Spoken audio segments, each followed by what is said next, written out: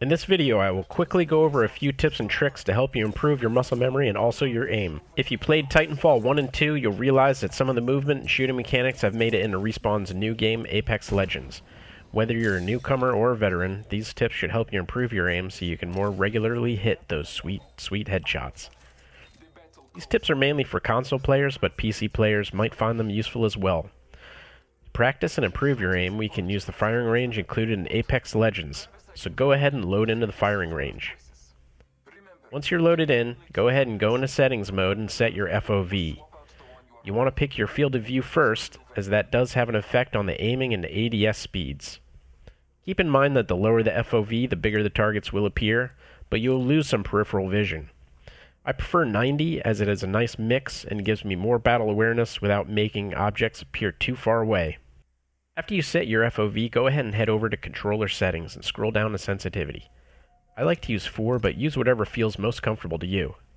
Next, go to sensitivity ADS. This setting determines how quickly your view can rotate when holding L2 and aiming down the sight. Even though the default setting says same, it actually isn't the same speed as the above sensitivity.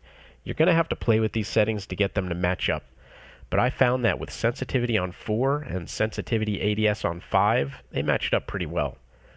Having your ADS and non-ADS speed match up will help your muscle memory and improve your aim.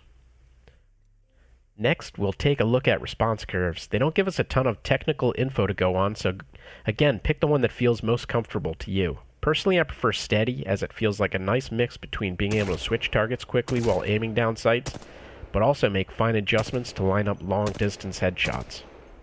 Now we'll move on to dead zone. The dead zone is a small area around the game controller's thumbstick that doesn't respond to stick movement.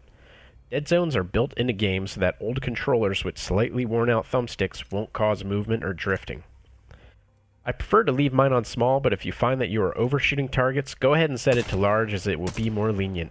If I'm feeling pretty relaxed, I'll set it to small, but if I've had too many cups of coffee and am a bit jumpy, I'll switch it to large. I also prefer to turn vibration off, as I feel it can have a negative effect on my aim. After you have all your settings configured, the best way to train your muscle memory is to just get out there and start shooting at targets. There are a couple different ways I like to do this. One is standing completely still and just using the right stick to aim with. Another is to set your reticle at headshot height with your right stick, but use your left stick to strafe left and right to line up your shots. Also, you can practice quickscoping.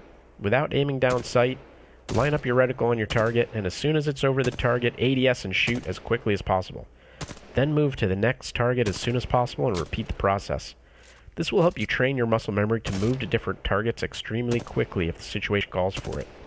Keep practicing these different aiming techniques, and in a couple weeks you should be getting more headshots.